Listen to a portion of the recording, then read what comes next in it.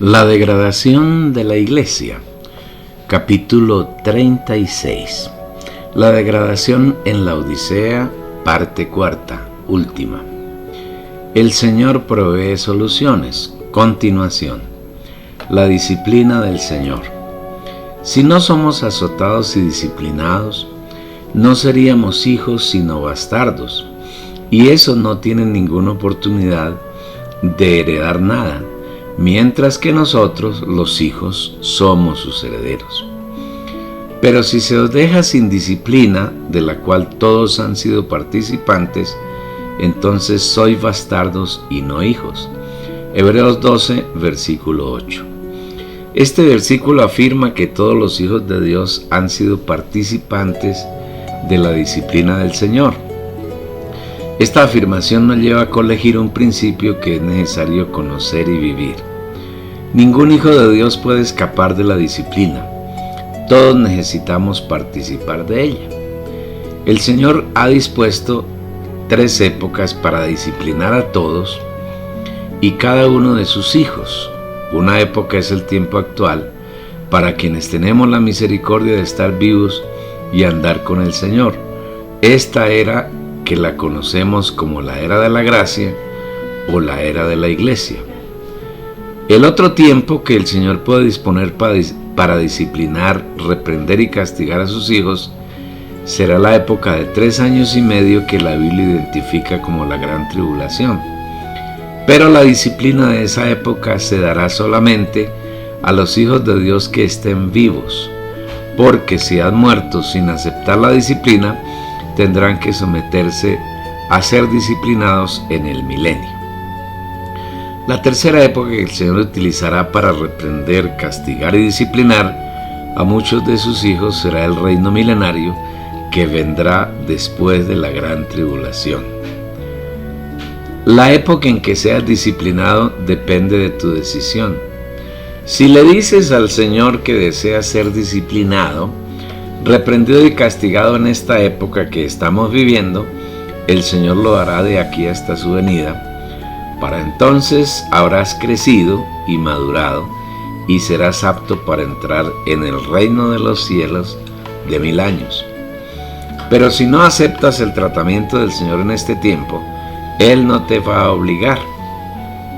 Esperará que llegue la gran tribulación y allí no tendrás más remedio que someterte a la voluntad del Señor y a su trato fuerte, quiéralo o no. En esta época será usado el anticristo para perseguirte, para acosarte, para hacerte aguantar hambre y desnudez, echarte en la cárcel y para toda clase de vejámenes que la Biblia advierte les ocurrirán a quienes vivan en la tierra en esa época. Aún allí podrás ser un vencedor contra la marca, la imagen, el nombre y el número de la bestia. Vi también como un mar de vidrio mezclado con fuego, y a los que habían alcanzado la victoria sobre la bestia y su imagen, y su marca y el número de su nombre, en pie sobre el mar de vidrio con las arpas de Dios. Apocalipsis 15, versículo 2. Estos vencedores podrán reinar con el Señor durante 1000 años, aunque habrán perdido un disfrute muy elevado que sí alcanzarán los que fueron disciplinados antes de la venida del Señor y quienes serán las primicias. Para quienes no fueron disciplinados, castigados y reprendidos en uno de los 2 periodos anteriores, el Señor usará 1000 años para someterlos a su reprensión y para transformarlos y conformarlos a su imagen, con el fin de que ellos puedan también disfrutar todo el gozo del Señor por la eternidad en la Nueva Jerusalén.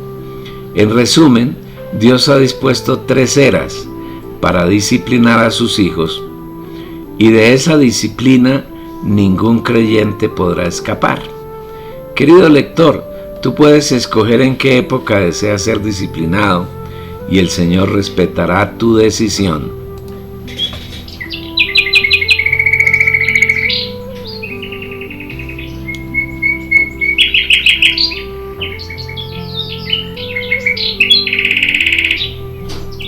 Destacado. ¿Quieres ser disciplinado y corregido en esta era de la gracia? Si así lo decides, dile al Señor que te discipline y te transforme, y Él lo hará.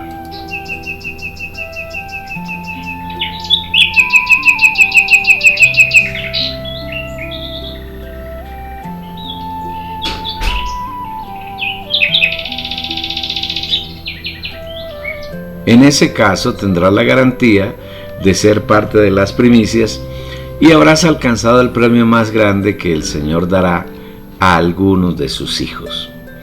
Por otro lado, la disciplina que el Señor dispensa a sus hijos, en el momento en que es producida, no provoca gozo sino tristeza, pero tiene un fin muy noble: hacernos partícipes de su santidad.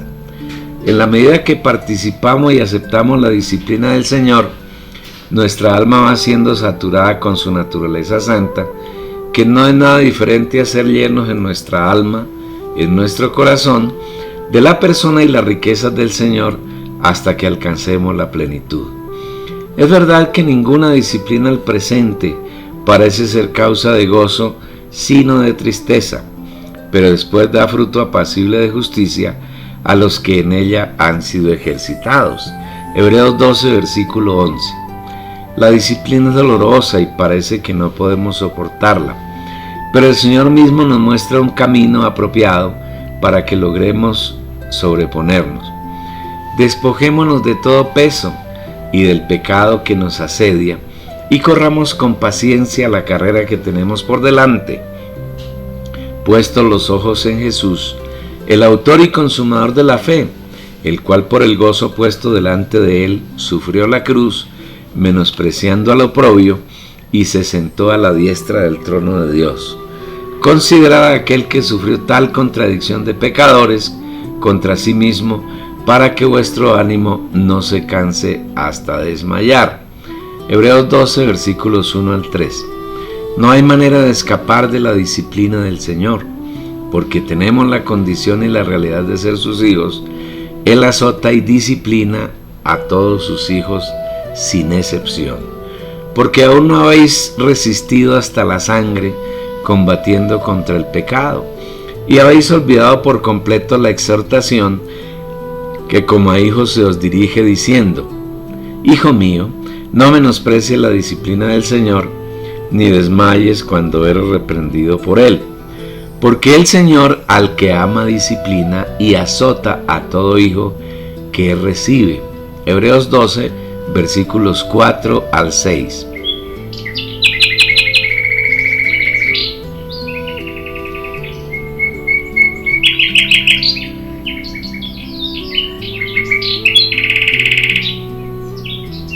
Destacado: si nos sometemos a la disciplina y a la reprensión del Señor, nuestro crecimiento en vida se manifestará y seremos vencedores, aptos para reinar con el Señor.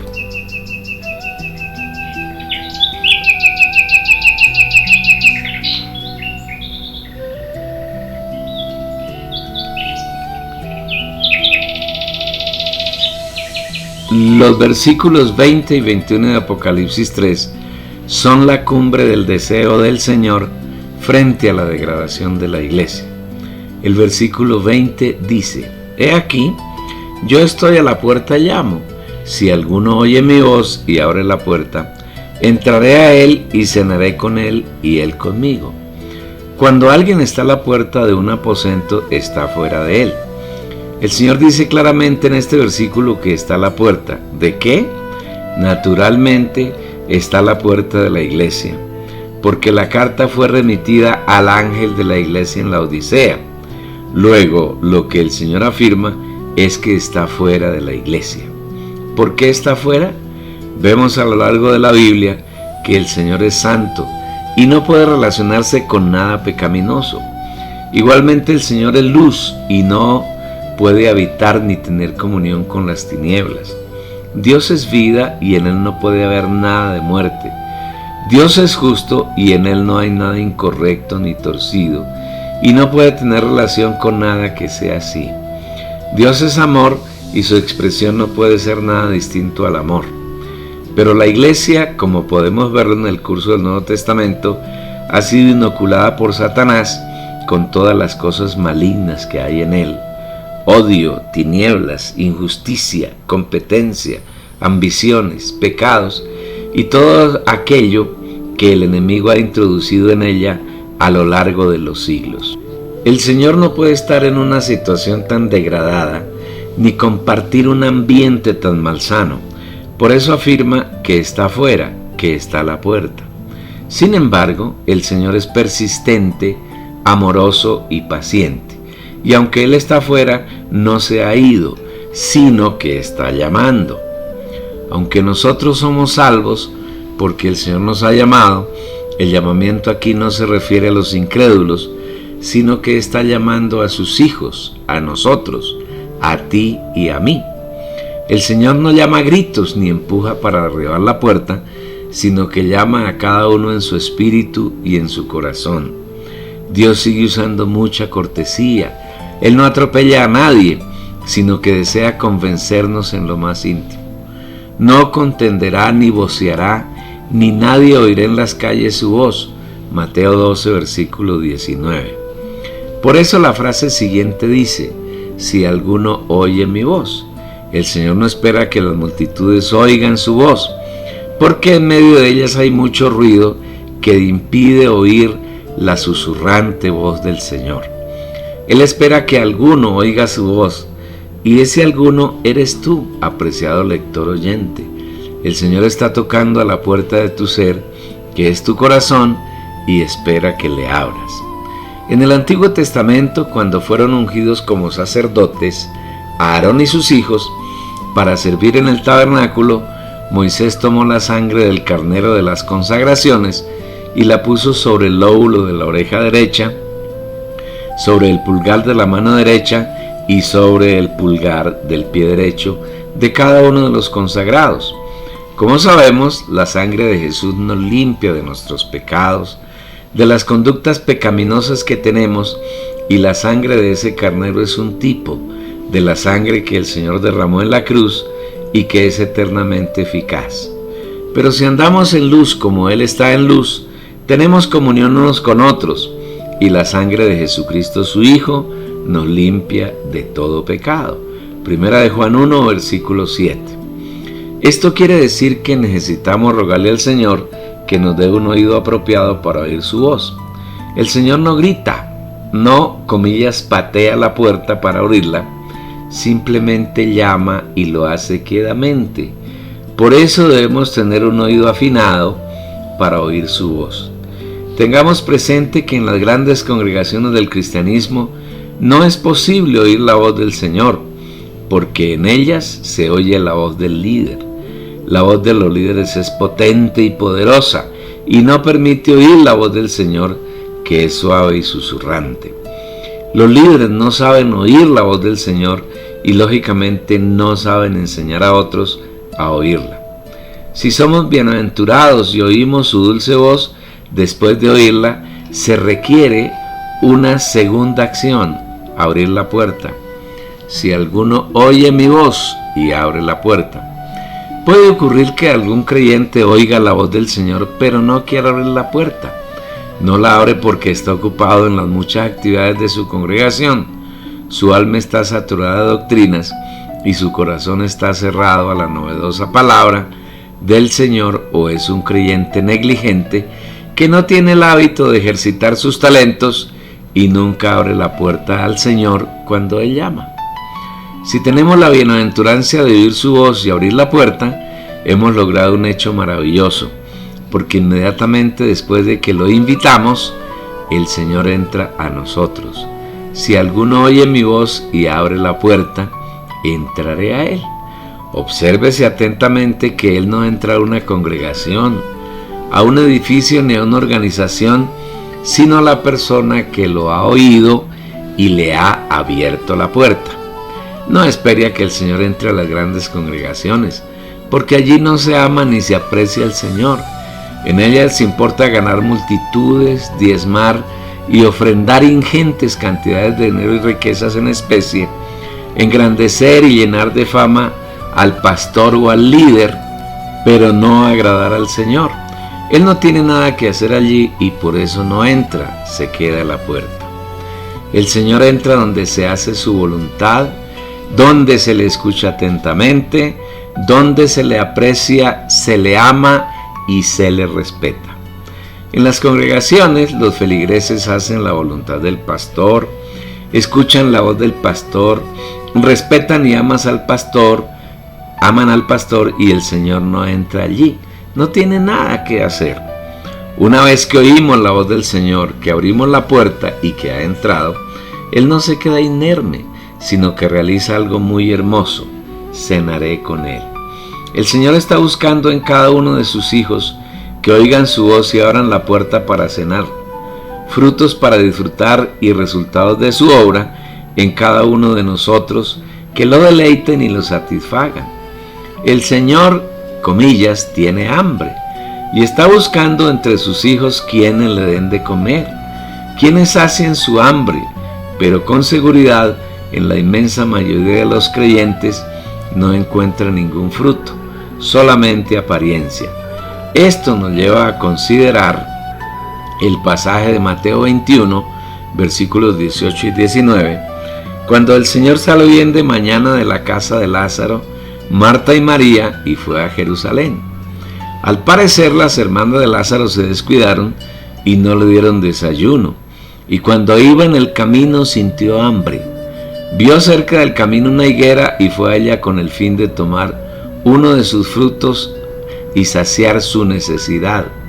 Pero, oh sorpresa, no encontró ni siquiera un higo. La higuera solo tenía hojas, nada que pudiera satisfacer las necesidades del Señor. Por la mañana, cuando volvía a la ciudad, tuvo hambre, y viendo una higuera cerca del camino, vino a ella, y no halló nada en ella, sino hojas solamente, y le dijo: nunca jamás nazca de ti fruto, y al instante se secó la higuera. El cristianismo contemporáneo, que corresponde a la iglesia en la Odisea, está en la misma condición. Cada una de las organizaciones cristianas, muchas de ellas con millares de seguidores, no tienen ni siquiera el más pequeño fruto que sacie las necesidades del Señor. Ellas están preocupadas por el aumento del número de feligreses, por sostener los programas de televisión y de radio, por comprar estaciones de comunicaciones, por tener grandes edificaciones, por ganar mucho dinero, por hacer milagros, por reverenciar a los líderes, pero no permiten que el Señor labore en ellos para que pueda cosechar algún fruto para satisfacerse. Estas organizaciones son malditas por el Señor. Él ha emitido contra ellas una palabra muy negativa: nunca jamás nazca de ti fruto. Apreciado lector, no esperes que las congregaciones del protestantismo, ni la Iglesia Católica Romana, ni la Iglesia Católica Ortodoxa de Oriente tengan un giro de arrepentimiento para permitir que el Señor viva en ellas. Él salió de esa gran Babilonia que se ha hecho habitación de demonios, guarida de todo espíritu inmundo y albergue de toda ave inmunda y aborrecible, y nunca más estará en ellas. Solamente que el Señor te está dando una oportunidad para que oigas su voz y le abras la puerta y puedas salir de esos rediles y seguir al pastor y cuidador de nuestras almas y disfrutar de todas sus riquezas. Cuando el Señor entra en un creyente que ha oído su voz y que ha abierto la puerta, Él desea cenar con él, con los frutos del trabajo que ha realizado en el creyente. El pasaje relatado tiene mucho que ver con Juan 15, versículos 1 al 8, que dice: yo soy la vid verdadera y mi Padre es el labrador. Todo pámpano que en mí no lleva fruto, lo quitará. Y todo aquel que lleva fruto, lo limpiará para que lleve más fruto. Ya vosotros estáis limpios por la palabra que os he hablado. Permaneced en mí y yo en vosotros. Como el pámpano no puede llevar fruto por sí mismo, si no permanece en la vid, así tampoco vosotros, si no permanecéis en mí. Yo soy la vid, vosotros los pámpanos. El que permanece en mí y yo en él, éste lleva mucho fruto, porque separados de mí nada podéis hacer. El que en mí no permanece será echado fuera como pámpano y se secará. y los recogen y los echan en el fuego y arden.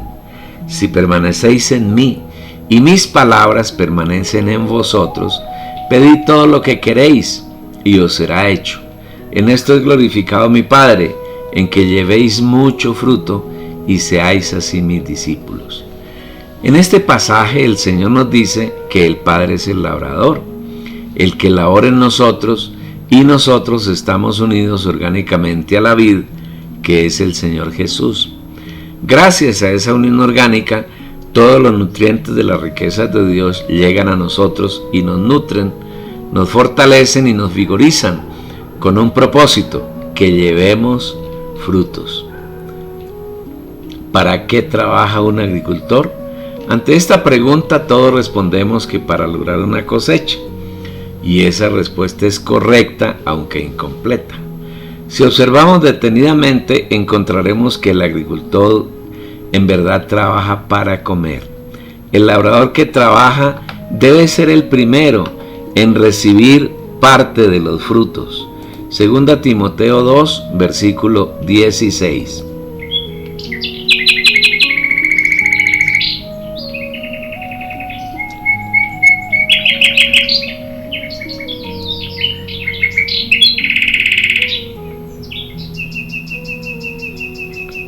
Destacado: cualquiera que sea el tamaño de la cosecha, el labrador trabaja para comer, bien sea que venda parte de la cosecha y el producto de lo vendido sea para complementar sus necesidades, o bien sea que consuma toda la cosecha.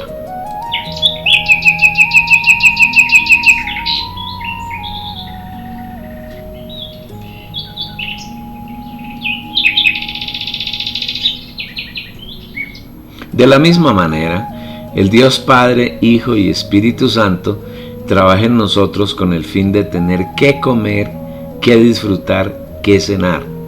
Con ese propósito nos unió a la vid verdadera, el Señor Jesús, y con ese fin nos suministra todas sus riquezas, así como la tierra suministra la savia a las plantas, savia que contiene todas las riquezas de la tierra, que alimentan y nutren a la planta y la hacen producir fruto. Sin embargo, hay pámpanos que, a pesar de estar unidos a la vid, no pueden llevar fruto. ¿Por qué? Porque no hay disposición ni búsqueda del Señor.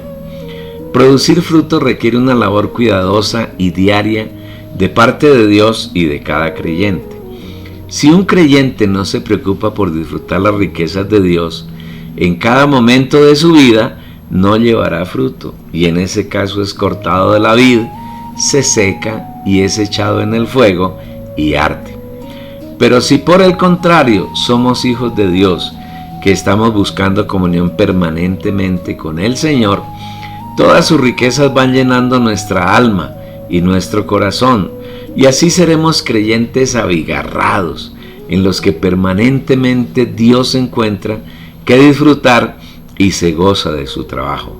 En este caso el Señor nos limpia, nos poda, su palabra fluye desde nuestro espíritu hacia nuestra alma y nos limpia de toda impureza, de toda cosa extraña, de todo aquello que no pertenece al Señor, de todo aquello que impide que seamos nutridos con sus riquezas, y así siempre estaremos produciendo fruto, y siempre el Señor se agradará de nosotros y nos gozaremos en Él. ¿Cuál es la mejor manera de limpiarnos? El versículo 3 dice que es por la palabra que Él nos habla. Debemos ser claros en el sentido de que la palabra de Dios no es una repetición mental de algunos versículos de la Biblia, sino que cuando tomamos la Biblia para leerla, para meditarla y para disfrutarla, debemos hacerlo usando nuestro espíritu humano, permitiendo que desde él fluya el Señor como la palabra, que fluyan sus riquezas insondables. La mejor manera consiste en orar la Biblia, tomar la Biblia en oración y permitir que por medio de ella el Señor nos hable. Cuando leemos y oramos algunos versículos de la Biblia, debemos extraer de ella al Cristo viviente para nuestro disfrute.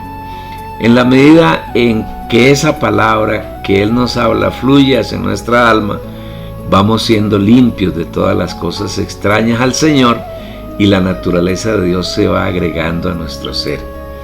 Cristo amó a la iglesia y se entregó a sí mismo por ella para santificarla, habiéndola purificado en el lavamiento del agua por la palabra, a fin de presentársela a sí mismo una iglesia gloriosa que no tuviese mancha ni arruga, ni cosa semejante, sino que fuese santa y sin mancha. Efesios 5, versículos 25 al 27.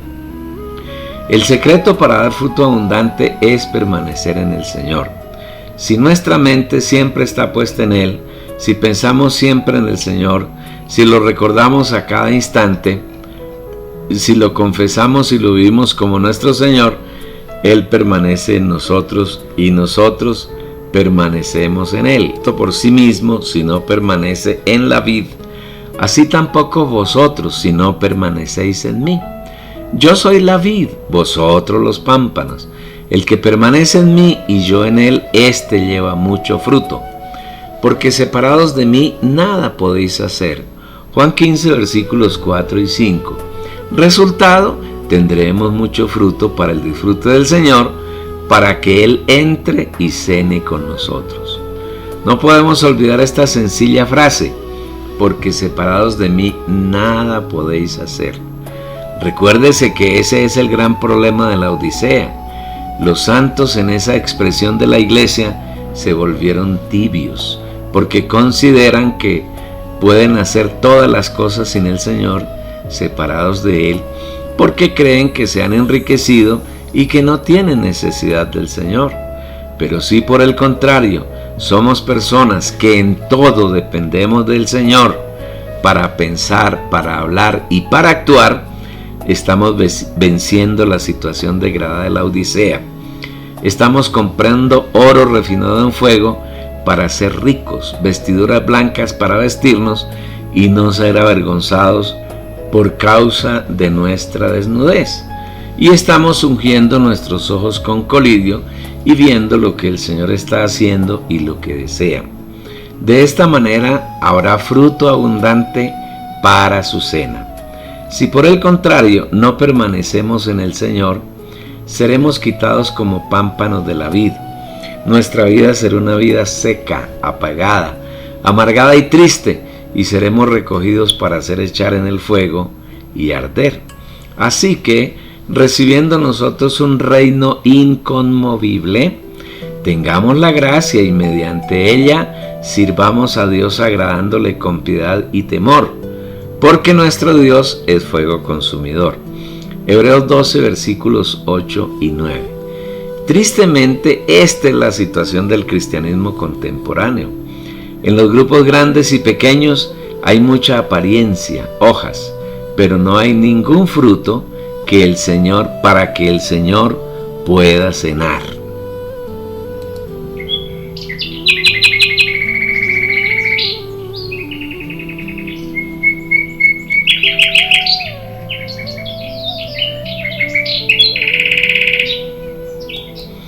El Señor nos eligió a nosotros, no nosotros a Él, para que llevemos mucho fruto y con el fruto que producimos Él se deleite. Si somos hijos de Dios que abundamos en fruto, el Padre es glorificado, es decir, su gloria es manifestada en la tierra.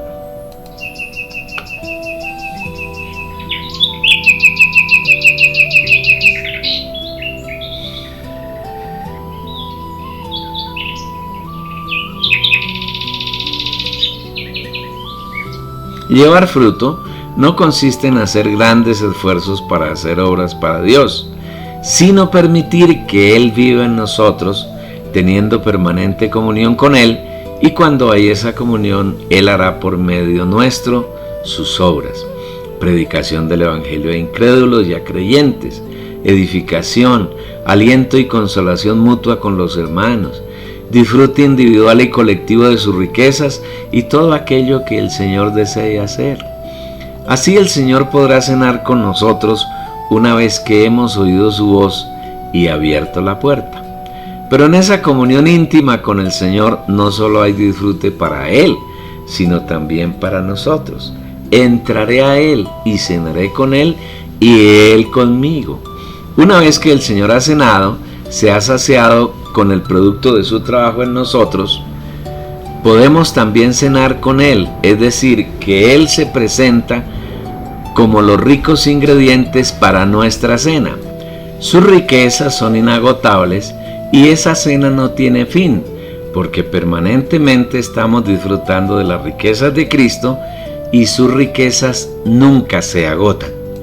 Vamos a considerar algunos aspectos de la cena que creemos serán de mucha utilidad.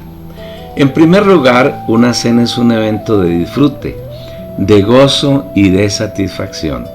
Nadie se sienta a la mesa para cenar con su familia lleno de disgusto y de enojo, sino que la comida es una ocasión para compartir, para disfrutar, para distensionarse y para compartir en amor y con alegría. Inclusive, una cena es una ocasión para reconciliarse. Cuando oímos su voz y le abrimos la puerta, el Señor entra a cenar con nosotros, para que tengamos un disfrute y una satisfacción mutuos. En segundo lugar, una cena es una actividad de intimidad. Nadie se sienta a la mesa de su casa a cenar con extraños, sino que lo hace con aquellas personas que ama y con las que tiene confianza. En este tiempo de tanta degradación de la iglesia, en el que Satanás ha introducido un sinnúmero de cosas pecaminosas y extrañas al Señor, está buscando a algunos de sus hijos que quieran andar en intimidad con Él. La intimidad de dos o más personas indica que ellas se conocen mutuamente, que saben sus secretos, que no tienen nada que ocultarse. Hoy el Señor busca con quienes intimar, desea encontrar quienes se dispongan para que Él les revele sus secretos y quieran conocerlo profundamente.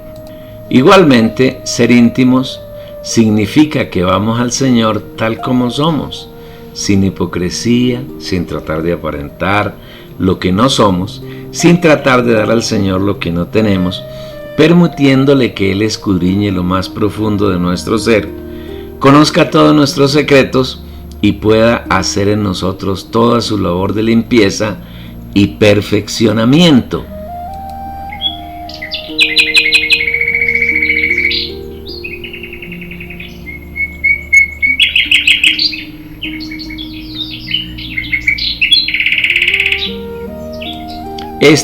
Destacado. Este es el significado del hecho maravilloso que el Señor está tocando a nuestra puerta con el deseo de entrar y cenar con nosotros y que nosotros igualmente cenemos con Él.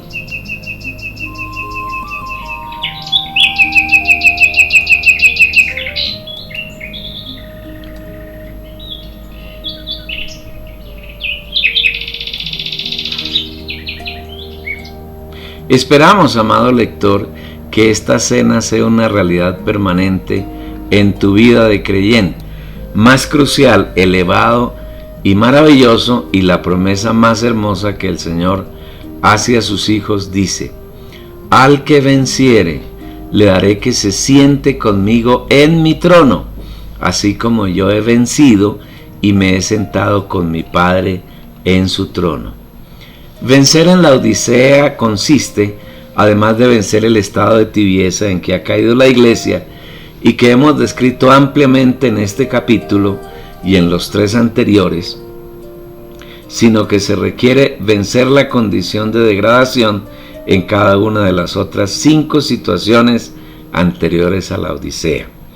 En otras palabras, es necesario vencer la situación de la caída del primer amor, que es la condición de Éfeso. Y por esa razón los hijos de Dios se llenaron de tinieblas, porque el Señor quitó el candelero, y se desnutrieron espiritualmente porque perdieron el acceso al árbol de la vida para alimentarse del Señor y ser nutridos con sus insondables riquezas. De la misma manera, los creyentes que vivimos en la tercera década del siglo XXI debemos vencer la situación de pobreza de Esmirna. Debido a la debilidad espiritual en que cayeron en Éfeso, Satanás tuvo una puerta franca para atacar a los hermanos, para meterlos en la cárcel y esclavizarlos, para calumniarlos y para hacerlos vivir una vida de pobreza espiritual. Si nos volvemos al primer amor que se perdió en Éfeso, nos es restaurada la luz del candelero. Volvemos a tener revelación y visión del plan de Dios, de su persona y de sus deseos. Igualmente el Señor nos abre el camino al árbol de la vida, donde podemos disfrutar todas sus riquezas, y Satanás no puede atacarnos, porque el disfrute del Señor nos blinda contra sus acechanzas.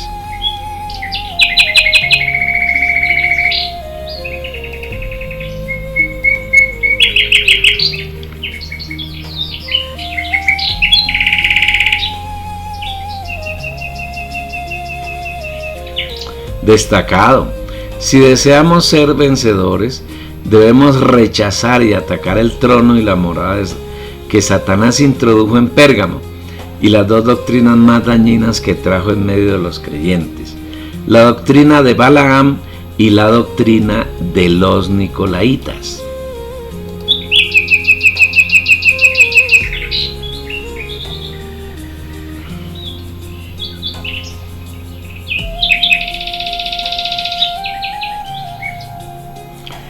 La iglesia contemporánea, conformada por los hijos de Dios, los pocos hijos de Dios que viven en el catolicismo, en la iglesia ortodoxa y en los millones de congregaciones del protestantismo, están subyugadas a Satanás. Viven la doctrina de Balaam, cometiendo fornicación espiritual y comiendo sacrificios idolátricos, que debemos rechazar y no tener ni un miligramo de esos desafueros espirituales. Igualmente están subyugados a líderes que promocionan el nicolaísmo, actitud que es odiosa delante del Señor. En la medida que tenemos comunión con el Padre, que disfrutamos de sus riquezas y que llenamos nuestra alma de Él, vamos atacando y desestabilizando el trono de Satanás. Vamos eliminando de nuestra vida la idolatría y la fornicación espiritual, y derribamos la jerarquización de la iglesia, la que el Señor aborrece. Los creyentes que vivimos en este tiempo estamos siendo llamados por el Señor para vencer la degradación que hay en Pérgamo. En Tiatira se ha entronizado Jezabel, que es una falsa profetisa, y a cambio de enseñar a los hijos de Dios a seguirlo a él, los enseña a cometer fornicación, a sacrificar a los ídolos y a comer de esa comida venenosa. No esperemos que el catolicismo se arrepienta, porque el Señor declara que le ha dado tiempo para el arrepentimiento, pero ella no ha querido. Lo que debemos es salir de ella y no tener nada que ver con una, comillas, iglesia llena de idolatría, de fornicación y de misterios diabólicos. Si en verdad amamos al Señor, no debemos participar de ninguno de sus ritos, porque todos son sacrificios de adoración ofrecidos a Satanás. Y oí otra voz del cielo que decía: salid de ella, pueblo mío, para que no seáis partícipes de sus pecados, ni recibáis sus plagas, porque sus pecados se han amontonado hasta el cielo, y Dios se ha acordado de sus injusticias. Pagadle a ella como ella os ha pagado, y doblarle al doble según sus obras. En el cáliz en que ella preparó bebida, prepararle a ella el doble. Cuanto ella se ha glorificado y ha vivido en lujos, tanto darle de tormento y llanto, porque dice en su corazón: yo estoy sentada como reina, y no soy viuda, y jamás veré llanto. Por lo cual en un solo día vendrán sus plagas, muerte, llanto y hambre, y será como quemada con fuego, porque fuerte es el Señor Dios que la juzga. Apocalipsis 18, versículos 4 al 8. La condición de muerte de Sardis es otro de los ingredientes que ha invadido a la iglesia en este tiempo, y para evitar caer en su degradación es necesario que disfrutemos abundantemente al Señor como la vida eterna. De esa manera seremos dignos de bordar junto con el Señor nuestro vestido de bodas, de lino fino, limpio y resplandeciente, para participar de las bodas del Cordero, que durarán 1000 años, y para andar con el Señor en vestiduras blancas. La última condición a vencer para quienes vivimos en los tiempos que anteceden a la venida del Señor es la tibieza de la Odisea, que hemos explicado ampliamente en las páginas precedentes. Podemos vencer la tibieza comprando del Señor oro refinado en fuego para ser ricos, vestiduras blancas para que no seamos avergonzados por nuestra desnudez, y colirio para ungir nuestros ojos y tener visión de lo que el Señor está haciendo y de lo que le agrada. Único, al que venciere le daré que se siente conmigo en mi trono, así como yo he vencido y me he sentado con mi Padre en su trono.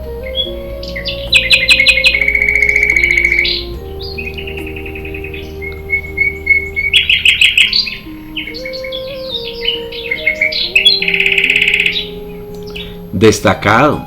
Creemos que no hay privilegio más elevado que el hecho de ser invitados por el Señor a sentarnos en su trono.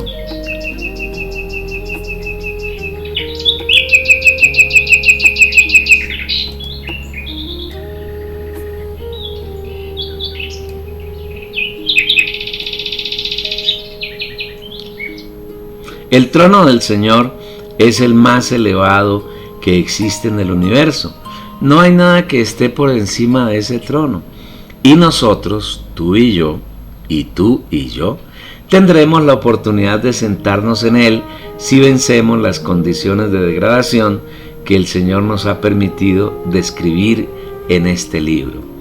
Imagina por un momento la escena en que el Señor te llama por tu nombre y te dice: hijo y hermano, tú fuiste uno conmigo mientras viviste en la tierra, me seguiste por donde quiera que caminé, procuraste siempre estar en tu espíritu y tener comunión conmigo y con mi Padre por el Espíritu. Procuraste oír mi voz y obedecerla. Cuando quise entrar y cenar contigo, siempre me abriste la puerta. Venciste todas las condiciones de degradación de la iglesia de todos los tiempos. En todo pusiste tu confianza en mí. Aprendiste a consultarme en todas tus cosas. Me permitiste llenar tu corazón hasta saturarlo. Hoy eres totalmente uno conmigo y yo soy uno contigo. Como esa es tu condición, tú eres un vencedor y desde la eternidad he preparado una invitación que hoy puedo realizar. Ven, siéntate conmigo en mi trono, de la misma manera que yo vencí y me senté con mi Padre en su trono.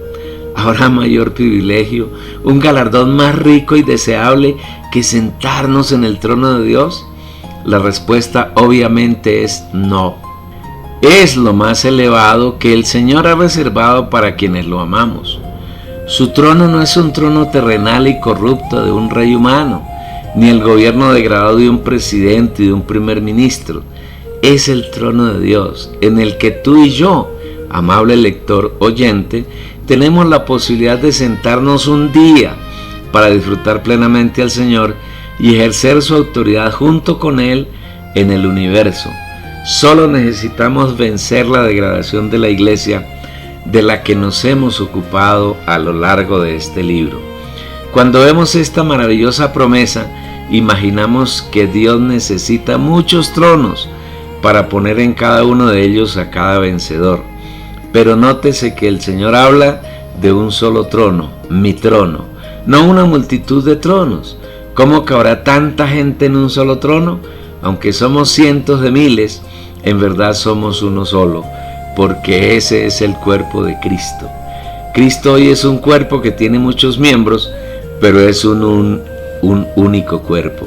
El Señor es la cabeza del cuerpo y nosotros somos miembros suyos, y Él con nosotros y nosotros con Él somos solamente uno.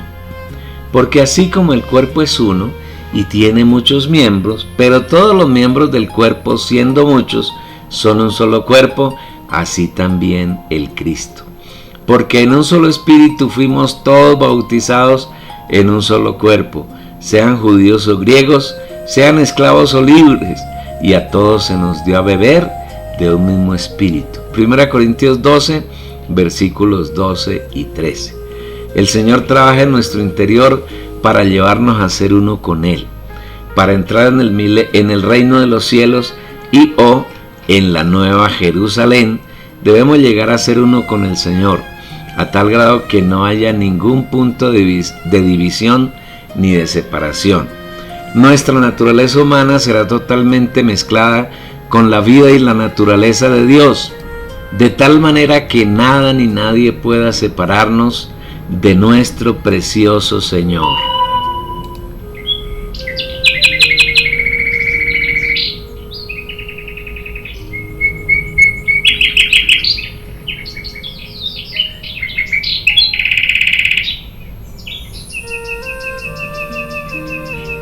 Destacado. Hoy el Señor nos llama para que aprovechemos el tiempo que nos queda sobre la tierra y crezcamos en Él hasta que alcancemos su estatura. Y cuando estemos en su presencia pueda decirnos: tú has vencido como yo vencí. Ven a sentarte en mi trono, así como yo me he sentado en el trono de mi Padre.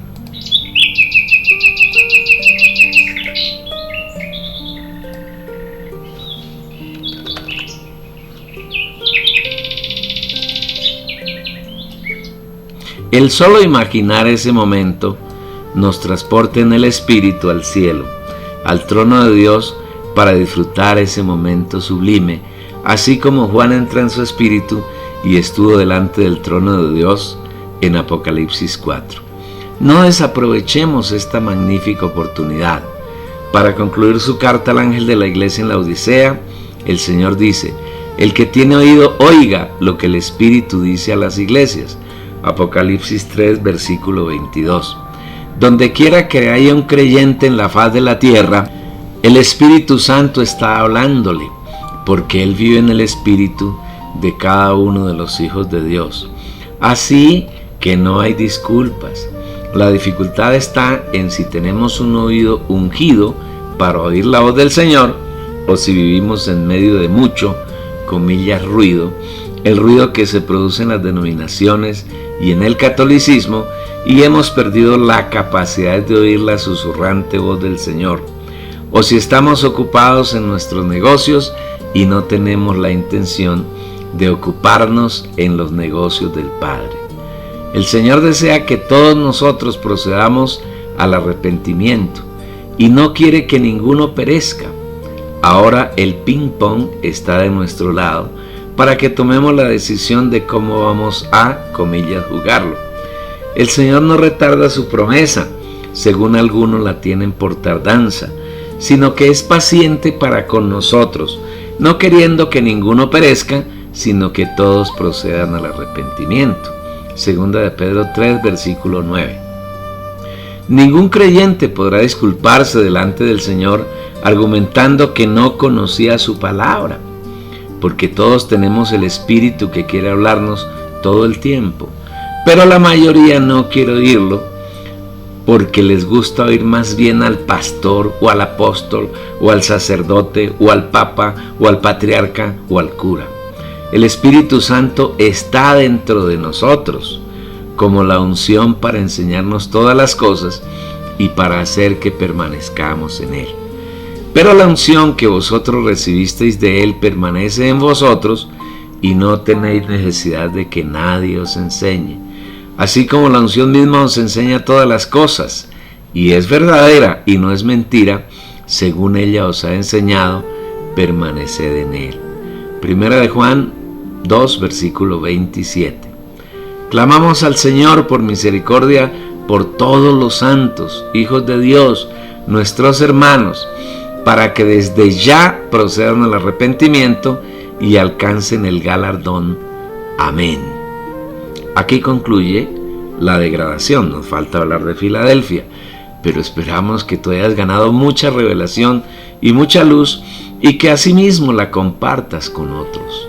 Que les envíes la dirección de la página www.las-almedioprimicias.com.